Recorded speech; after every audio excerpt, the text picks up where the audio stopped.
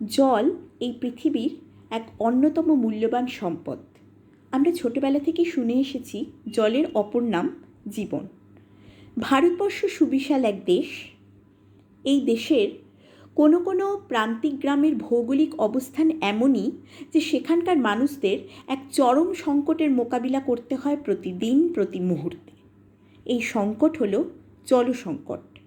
আর এই তীব্র জলসংকটই তাদের সমাজ ব্যবস্থায় জন্ম দিয়েছে এমন এক প্রথার, যার নাম পানিবাই প্রথা। কী এই পানিবাই প্রথা? কে তারা? কী বা তাদের কাজ? তা জানতে হলে আপনাকে অবশ্যই পড়তে হবে সুলেখিকা সায়ন্তনী পুততুণ্ডের লেখা মিত্র ও ঘোষ পাবলিশার্স থেকে প্রকাশিত এই উপন্যাসটি, যার নাম জলসই।